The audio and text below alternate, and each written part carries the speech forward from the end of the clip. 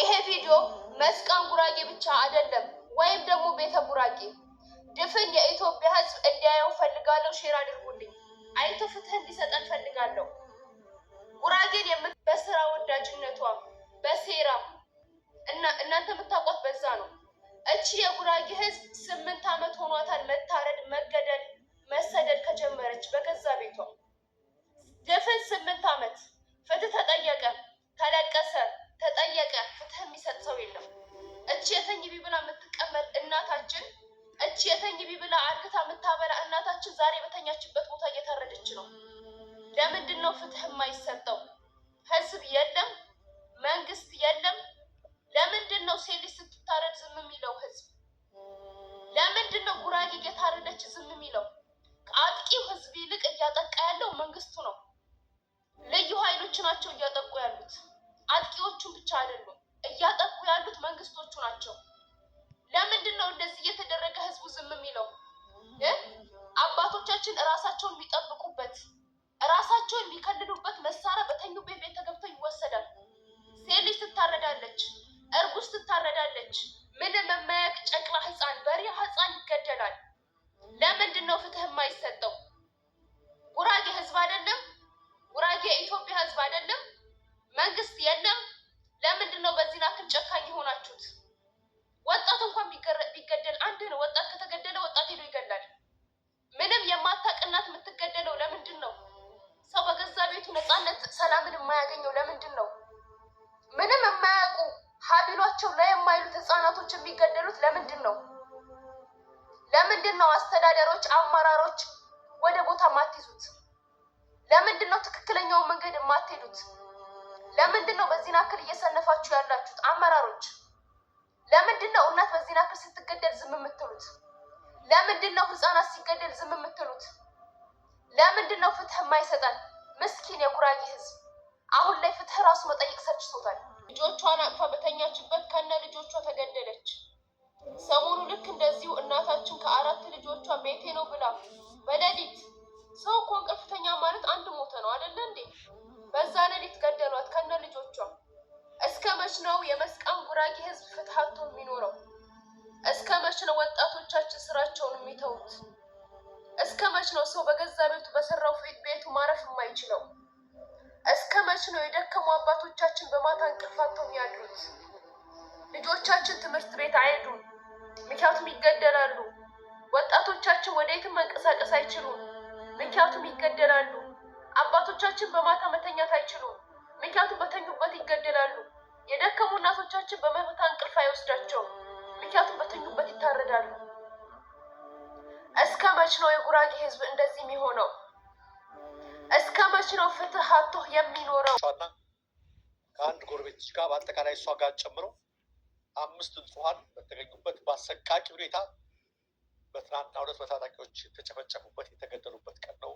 በማዕከላዊ ኢትዮጵያ ክልል በምስራቅ ጉራጌ ዞን በእንሴኖ ከተማ አስተዳደር በተለምዶ አየር ጤና ወይም ፉጦ መውጫ በሚባለው አካባቢ ከማረቆ ወረዳ በተነሱ የማረቆ ታጣቂዎች በተፈጸመ ጭካኔ በተሞላበት ጥቃት አንዲት እናት ከ3 ጨቅላ ልጆቿ ከአንድ ጎረቤት ልጅ እሷ ጋር በአጠቃላይ 5 ሰዎች ናቸው የተገደሉት።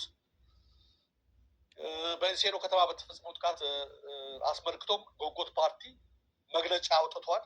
ፓርቲው ባወጣው መግለጫ ሚያዝያ 2018 ዓ.ም ከሌሊቱ 9 ሰዓት ጀምሮ በምስራቅ ጉራጌ ዞን በምስራቅ መስቃን ወረዳ ኢንሴኖ ከተማ በተፈጸመ ጥቃት 4 የአንድ ቤተሰብ አባላትን ጨምሮ 5 ንጹሃን ተገድለዋል። ጎጎት በዚህ አሰቃቂ ግድያ ህይወታቸው እንዳጡ ወገኖች ጥልቅ ሀዘኑን ይገልጻል።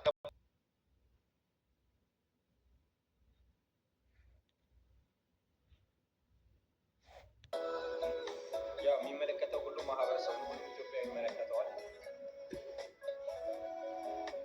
ሁሉም ኢትዮጵያዊ ስንል እስከዛሬ ድረስ ኢትዮጵያዊ ሆኖ ለመስቃን ህዝብ ለመስቃን ጉራጌ ህዝብ የታለ ብሎ በሚዲያ ደረጃ ይሁን አሉ በምንላቸው ባለስልጣናት ደረጃ ይሁን በምንም ነገር የመስቃን ሲታረስ ያየነው ሚዲያ የለም።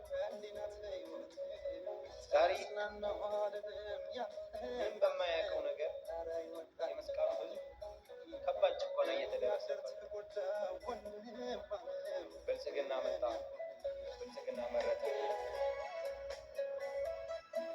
የሚነገረው ከብልጽግና ፓርቲ የሚነገረው ህግ ይከበር፣ ህግ የሚጥስ አካል ይታሰር፣ ህግ የሚጥስ ባለስልጣን 9 ዓመታት ለአይምሮ የሚዘገንኑ ግድያ የተፈጸመበት ለመጀመሪያ ጊዜ ሆዷ ላይ የጸነሰችውን ልጅ መች በመች አየሁት ያለችን እናት ሆዷ ላይ ካለው ልጇን የተቀጨችበት ባሏ አካለ ጎደሎ ሆኖ እስከ ዛሬ ለሆስፒታል እየተመላለሰ ማንም የት ነህ ያልተባለበት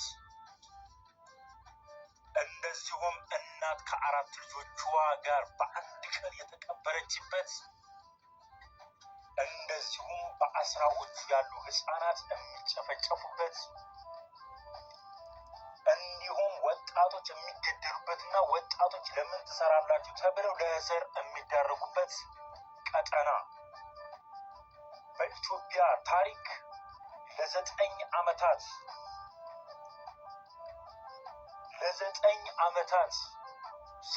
የሰው ህይወት የሚቀጭበት ቀጠና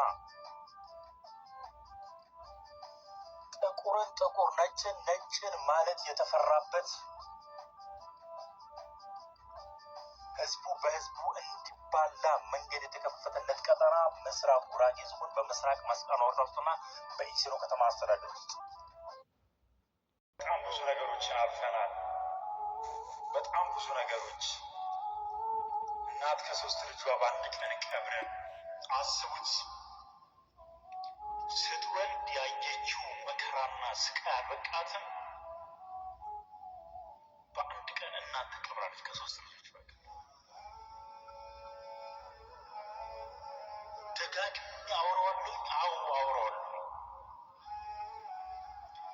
ነገር ግን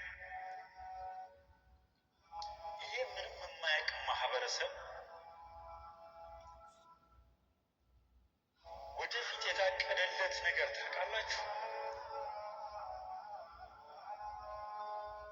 አይ እናት